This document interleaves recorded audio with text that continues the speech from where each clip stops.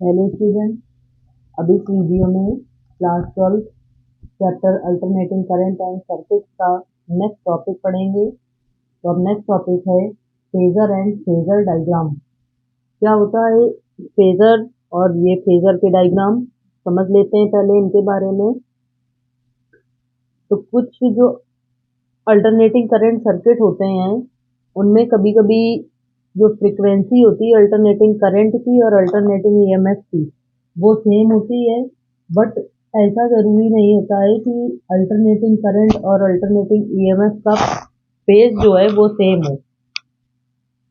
कभी कभी जब सर्किट की करंट मैक्सिमम हो जाती है तो ईएमएफ जो होता है वो मैक्सिमम नहीं होता है। ये जो फ्लक्चुएशन होता है वो डिपेंड करता है फेज डिफरेंस पर। और ये जो फेज डिफरेंस है वो जो अलग अलग टाइप के सर्किट पढ़ेंगे उनसे इनके फाइंड किए जाएंगे कि क्या फेज डिफरेंस है और कब करंट मैक्सिमम हो रही है और ईएमएफ मैक्सिमम कब हो रहा है। तो कुछ सर्किट में ऐसा देखा जाता है कि करंट जो है वो मैक्सिमम हो गई और उसके बाद ईएमएफ की वैल्यू मैक्सिमम होगी।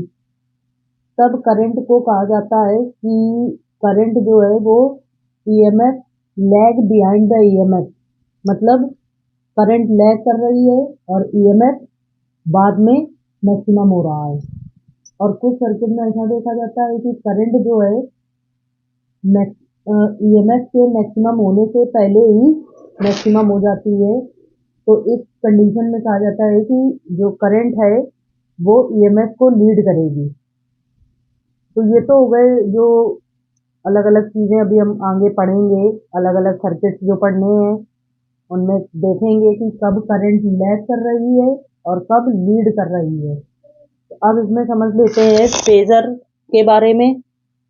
करंट और ईएमएफ जो होते हैं उनको वेक्टर में जब रिप्रेजेंटेशन किया जाता है तो उनको कहा जाता है फेजर। और इन्हीं के डायग्राम जो हैं अगर ड्रॉ कर दिए गए तो वही कहलाते हैं फेजर डायग्राम। और ये डायग्राम जो ड्रॉ होंगे उनमें जो भी फेज डिफरेंस आएगा मेन उसका बेस रहेगा। तो अब जो ये जितनी भी चीज अभी समझाई है इसको एक बार लिख करके इसके नोट देख लेंगे। फिर आगे जो अल्टरनेटिंग करंट सर्किट के अलग अलग सर्किट हैं उनके बारे में पढ़ेंगे।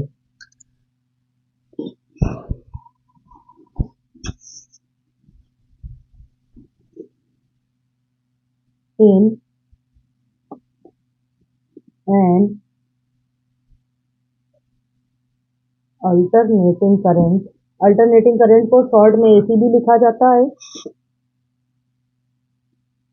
इन alternating current circuit although the frequency of AC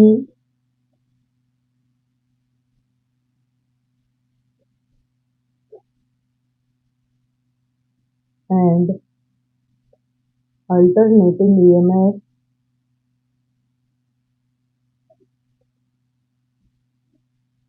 is same, but it is not necessary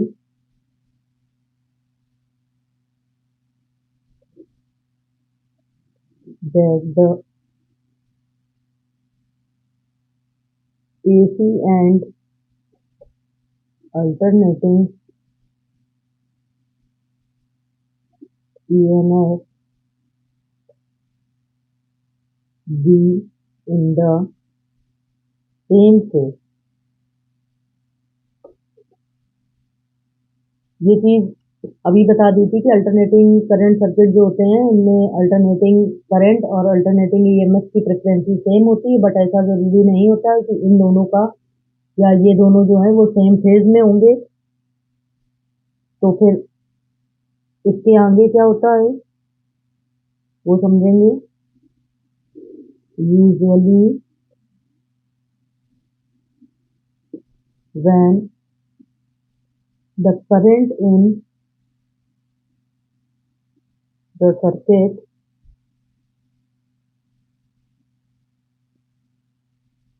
is maximum, the EMF is not maximum. The phase difference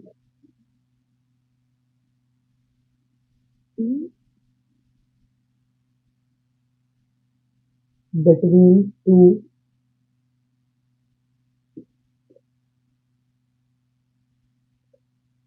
depends upon the type of circuit.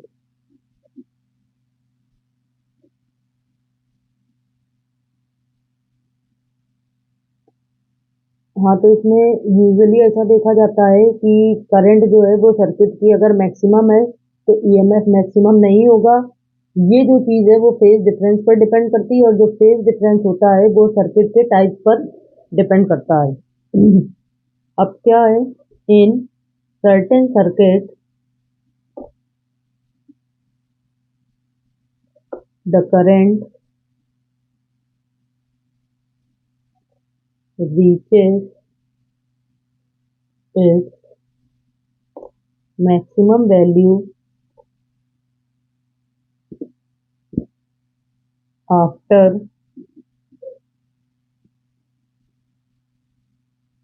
the EMF becomes maximum.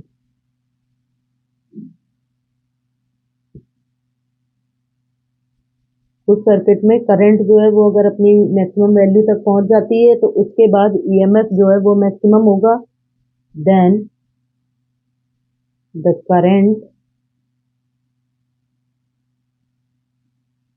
Is said to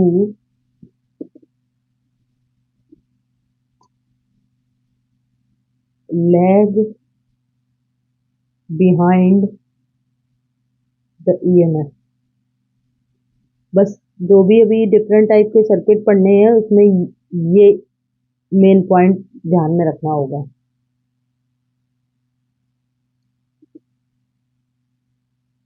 in other circuit, अब इसी के just opposite समझ लेंगे। In other circuit the current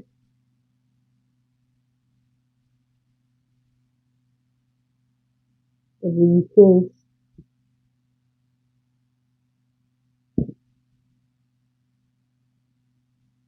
the maximum value before the EMF becomes maximum। उस circuit में क्या होता है, करंट जब तक अपनी मैक्सिमम वैल्यू तक पहुंचती है उससे पहले ही ईएमएफ जो होता है वो मैक्सिमम हो जाता है। तब then the current is said to lead the EMF, lead the EMF।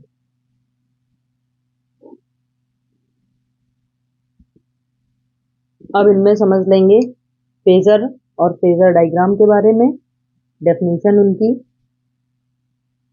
Current और ईएमएफ को अगर वेक्टर से रिप्रेजेंट किया गया तो वो कहलाते हैं phasor. The current and EMF vector are मोर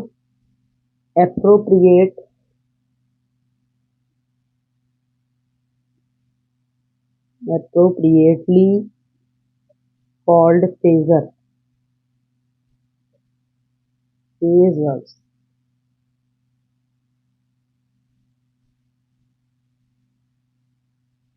अब इसके बाद समझ लेंगे फेजर डायग्राम की definition.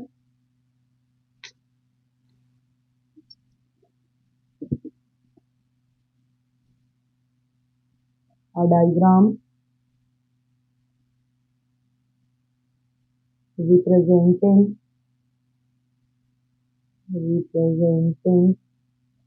AC and alternating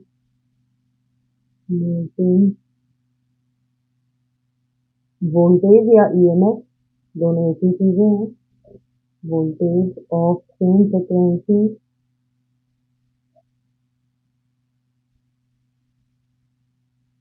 as vector with phase angle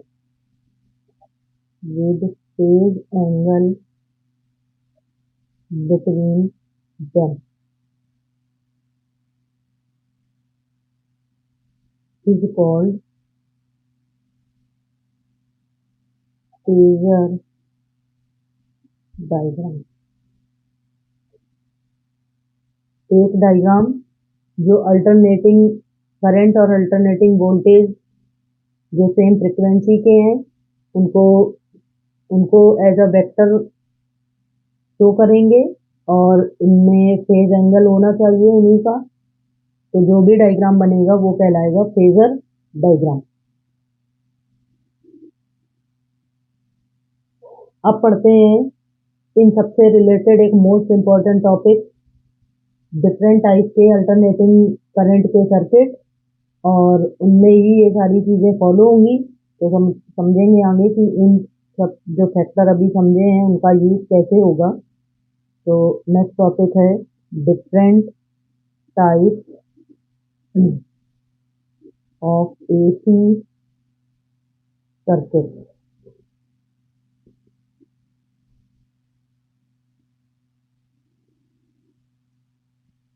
जिसमें से पहला सर्किट रहेगा, इसमें 7 टाइप के सर्किट पढ़ने हैं, जिसमें से स्टार्टिंग के 3 सर्किट रहेंगे जिनमें सिंगल रेजिस्टेंस यूज होगा, सेकंड होगा जिसमें सिंगल कैपेसिटर का यूज होगा, थर्ड होगा जिसमें सिंगल इंडक्टर का यूज होगा, और फिर उसके बाद जो फोर्थ सर्किट बनेगा उसमें पेयर में ले लिए जाएंगे।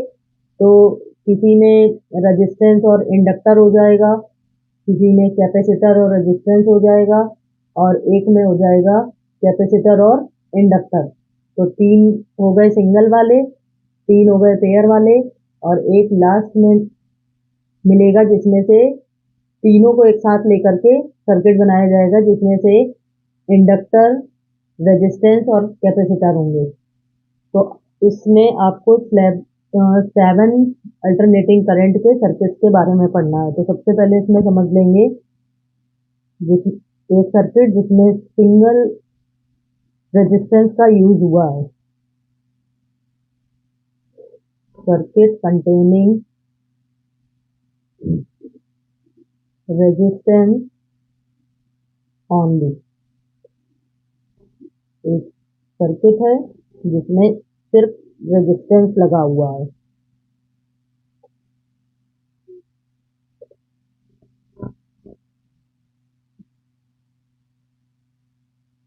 ये अल्टरनेटिंग ईएमएफ का सिंबल है।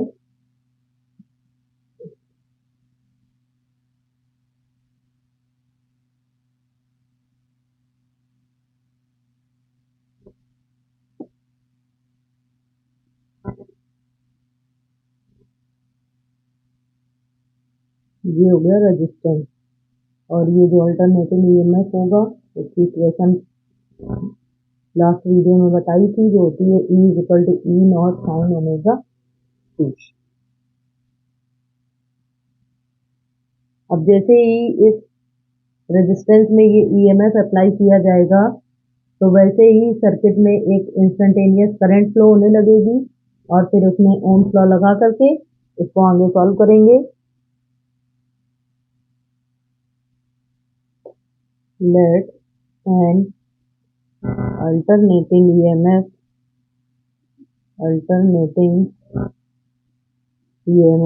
is given by जो है E is equal to E nought sine omega T. इसको डालेंगे इक्वेशन 1, और ये EMF जब सर्किट में अप्लाई किया जाएगा is applied across a pure resistance capital R। I is the current in the circuit, और आई करंट जो है वो सर्किट में फ्लो हो जाएगी by Ohm's law.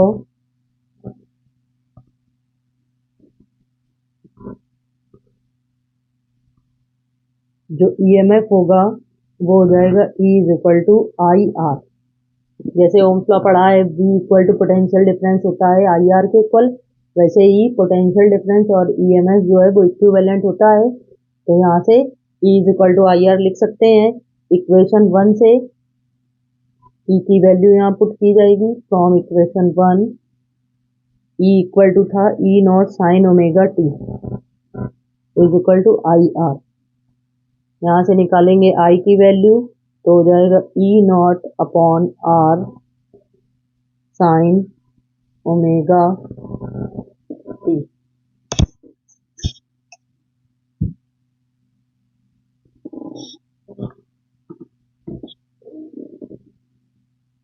But I naught जो है वो हो जाएगा E naught upon R is the peak value of current. Peak मतलब maximum value, peak value of current in the circuit. Circuit में E नॉट अपॉन आर जो है वो मैक्सिमम करंट होगी। देन जो इक्वेशन है वो हो जाएगी I is equal to I naught sine omega T. ये इक्वेशन 2। अगर इक्वेशन 1 और 2 का कंपेयर करेंगे तो उससे ये पता चलेगा कि जो प्योर रेजिस्टेंस है तो उसमें उस सर्किट में करंट और जो ईएमएफ अप्लाई किया गया था वो दोनों हमेशा ही सेम फेज में होंगे। जब सर्किट में सिर्फ एक रेजिस्टेंस का यूज किया गया है तब। Comparison of equation 1 and 2 shows that in a pure resistor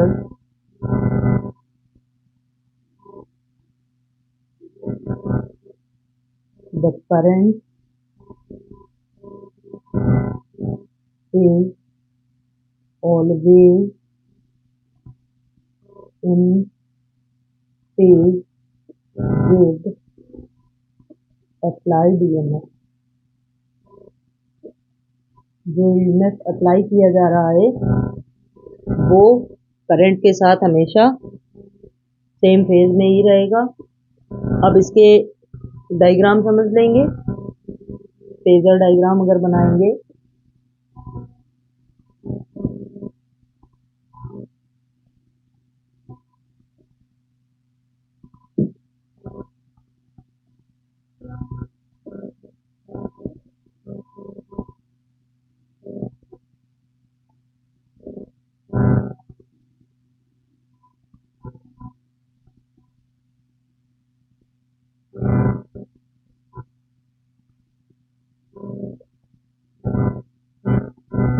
ये हो गया ओमेगा टी, ये हो गया ईएमएफ और ये हो गया I।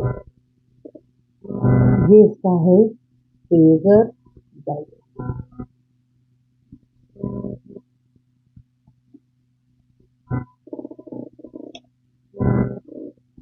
अब नेक्स्ट सेकंड सर्किट है जिसमें सिर्फ एक इंडक्टर का यूज किया गया है। Circuit containing inductance only, inductance only।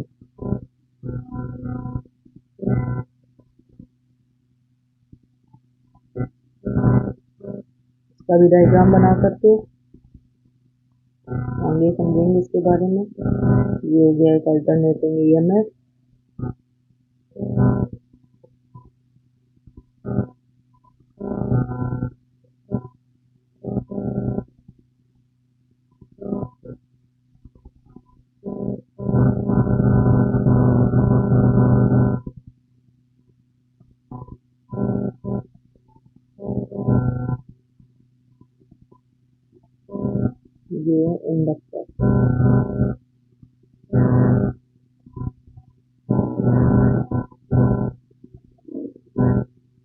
अब इसमें भी जैसे ये एक अल्टरनेटिंग ईएमएफ अप्लाई किया जाता है, तो ये जो इंडक्टेंस की कॉइल है इसमें भी एक आई करंट फ्लो होने लगती है, और ये जो आई करंट होगी वो लगातार जो ईएमएफ इसमें दिया गया है उसको अपोज करेगी। अगर देखा जाए तो कुछ सेल्फ इंडक्टेंस की तरह इसमें वर्क होगा। तो अब इसकी आगे डेरिवेशन समझ लेंगे। Let an alternating EMF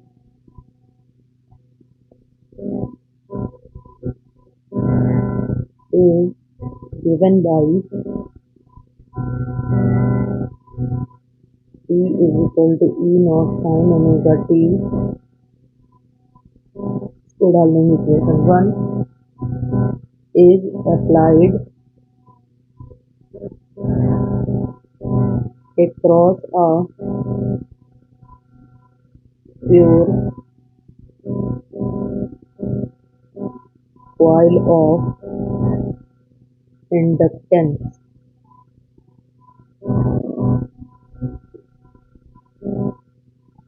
L as the current in the coil varies, जैसे इस कॉइल में करंट वेरी होगी लगातार कॉन्टिन्यूसली,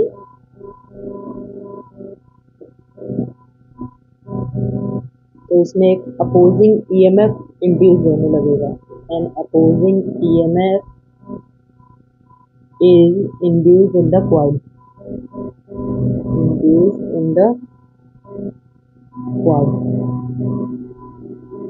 Whose magnitude is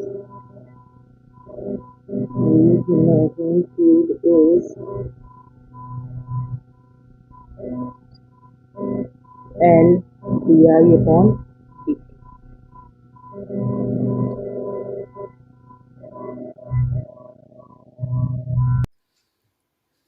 तो इसमें आगे नेट इंस्टेंटेनियस ईएमएफ जो होगा वो हो जाएगा, एक ईएमएफ इसमें था E is equal to E naught sine omega t, और दूसरा इस कॉइल की वजह से जो इसमें इंड्यूस्ड होगा वो, तो इसका नेट ईएमएफ हो जाएगा E naught sine omega t minus L d i upon d T.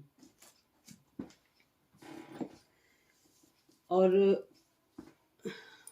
But this should be zero, ये ज़ीरो होना चाहिए, बिकॉज यहाँ पर कोई रेजिस्टेंस नहीं है ना सर्किट में, तो इसलिए ये जो नेट इंड्यूस्ड नेट ईएमएफ है वो ज़ीरो होगा, because there is no resistance in the circuit.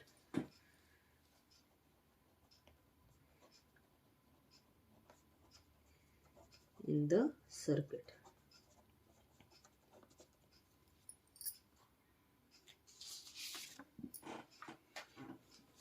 Therefore,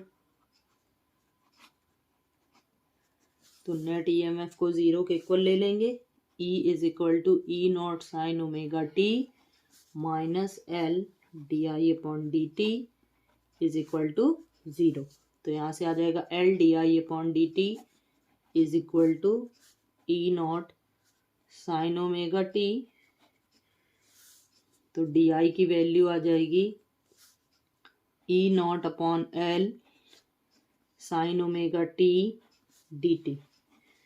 अब इसको इंटीग्रेट कर लेंगे दोनों side, integrating it on both side, दोनों साइड इसे इंटीग्रेट करने पर आ जाएगा integration d i is equal to E naught upon L integration sine omega t d t. तो यहाँ आई बचेगा, ये हो जाएगा E naught upon L sine omega t का इंटीग्रेशन हो जाएगा माइनस कॉस ओमेगा टी, और ओमेगा टी का फिर किया जाएगा तो बचेगा ओमेगा, तो यहाँ से आ जाएगा minus E naught upon L omega या omega L cos omega t i is equal to, तो आ जाएगा यहाँ पर I is equal to E naught omega L cos omega t को लिख सकते हैं 90 माइनस थीटा, तो हो जाएगा ये sign omega t minus pi by 2।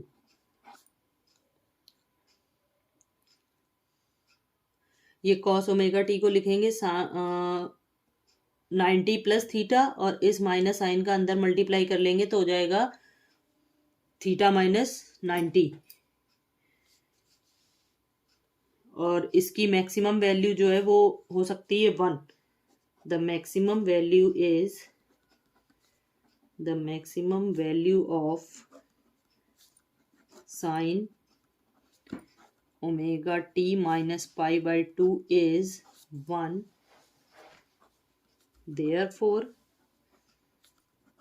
जो मैक्सिमम करंट होगी यहाँ पर, देयरफॉर मैक्सिमम करंट कह दें या पीक करंट कह दें, वो हो जाएगी i naught is equal to E naught upon omega L. So equation आ जाएगी करंट की i is equal to I naught sine omega t minus pi by 2। तो इसमें ये हो गई इसकी इक्वेशन 2। अब इक्वेशन 2 और 1 का जब कंपैरिजन किया जाएगा तो उससे ये पता चलेगा कि जो करंट है वो ईएमएफ को लैग कर रही है पाई by 2 angles. A comparison of equation 1 and 2 shows that in a pure inductor the current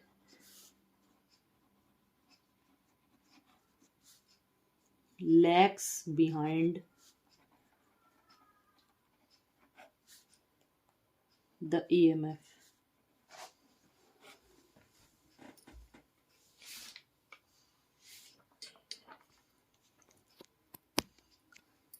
Lags behind the EMF by the phase angle 90 degree, और इसी को कह सकते हैं पाई बाई 2।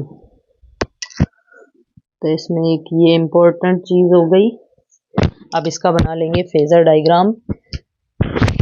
लैग्स बिहाइंड में बताया था कि करंट की वैल्यू जो है ईएमएफ मैक्सिमम होने के बाद मैक्सिमम होती है,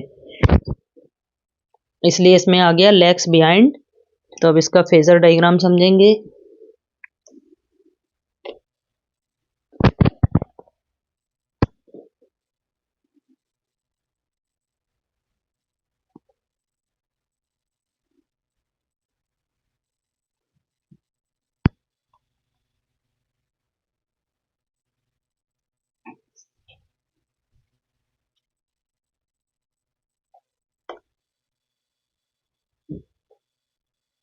ये 90 डिग्री से इसमें लैग हो रहा है। ये हो गया ओमेगा टी, ये हो गया ई नॉट, और ये है आई नॉट। ये आई है, ये है ई। ये है इसका फेजर डायग्राम। जितने भी अलग अलग सर्किट हैं उनके सबके फेजर डायग्राम जो हैं वो मोस्ट इम्पॉर्टेंट हैं। अब इसका थर्ड पार्ट समझेंगे जिसमें सिर्फ एक कैपेसिटेंस कंटेन किया गया है उस सर्किट के बारे में।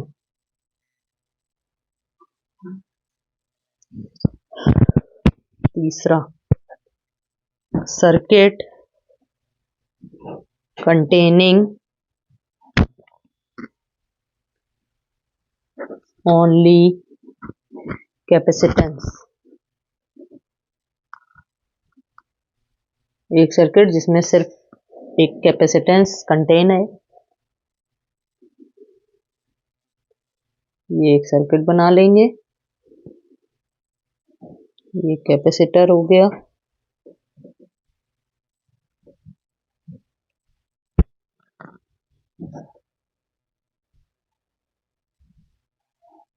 सी।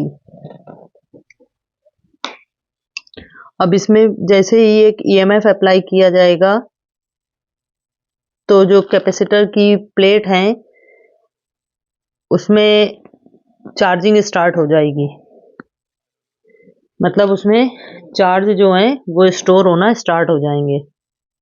Late an alternating EMF is given by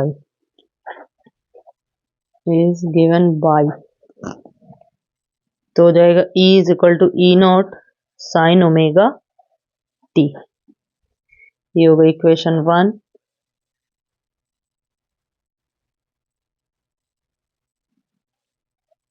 is applied across the plates of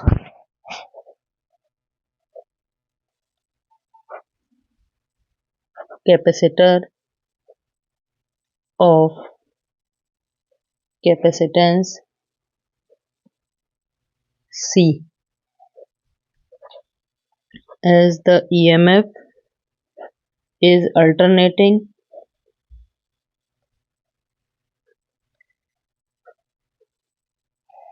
EMF alternating होने की वजह से जो प्लेट में चार्ज होंगे वो लगातार वेरी करेंगे। The charge on plates varies continuously and corresponding current flowing और उन्हीं के corresponding current जो flow होगी, current flowing in circuit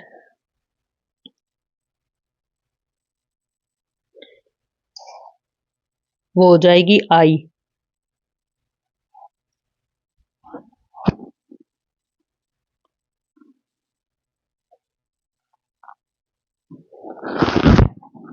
तो अब इसमें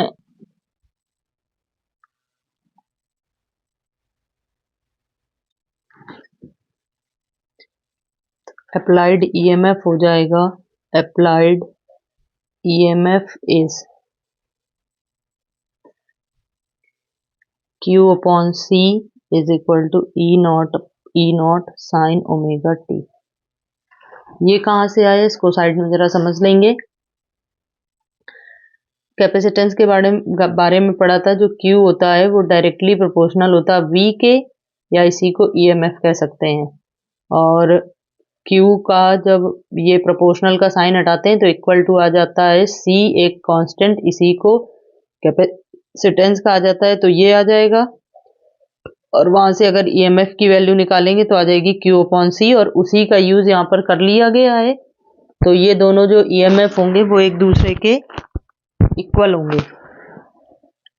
तो यहाँ से Q की वैल्यू जब निकालेंगे तो हो जाएगा E not C sign omega t. और सर्किट में एक करंट भी फ्लो होगी, the instantaneous current I in the circuit is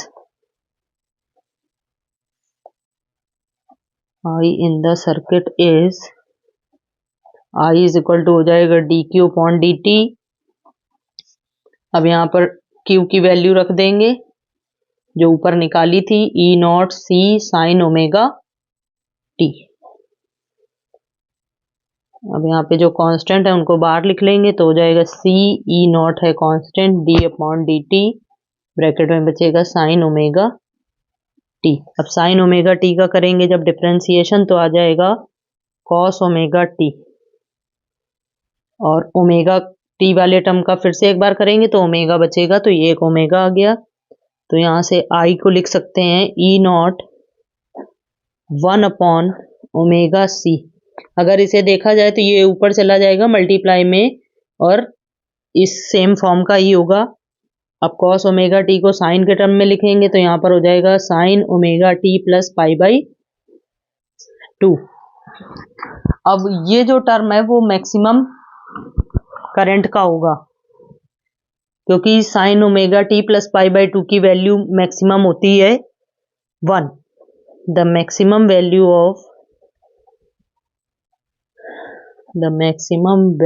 of sine omega T plus pi by 2 is 1, then E naught upon 1 upon omega c is equal to I naught is the peak current, या maximum current भी इसी को कहा जाता है। तो equation हो जाएगी therefore करंट के वाली I is equal to I naught sin omega t plus pi by 2। ये है इक्वेशन 2। अब अगर इक्वेशन 1 जो ईएमएफ वाली थी और इक्वेशन 2 जो आई है करंट वाली, इन दोनों का कंपैरिजन करेंगे। On comparison equation 1 and 2,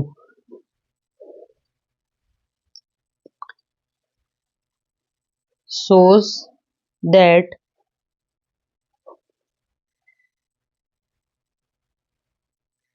the current leads the EMF by a phase angle pi by 2 और 90 डिग्री। तो इक्वेशन 1 और 2 का जब कंपैरिजन किया गया तो उससे ये रिजल्ट निकाला गया कि जो करंट है वो ईएमएफ को लीड करेगी पाई बाई 2 एंगल से या 90 डिग्री से। इसका मतलब जो करंट है वो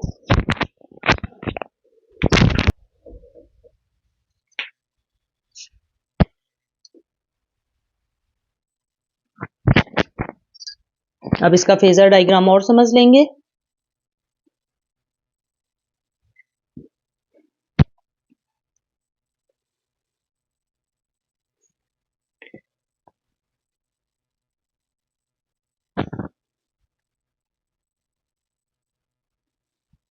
ये हो गया ई नॉट और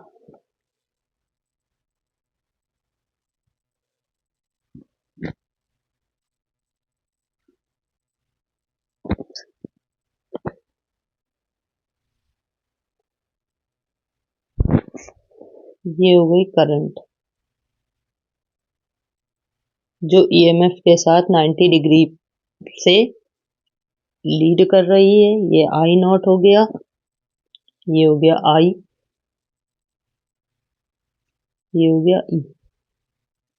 ये इसका फेजर डायग्राम।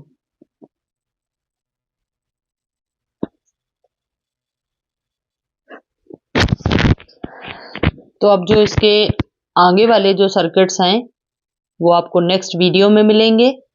अगर वीडियो पसंद आया है तो इसको लाइक करें, सब्सक्राइब करें। Okay, thank you.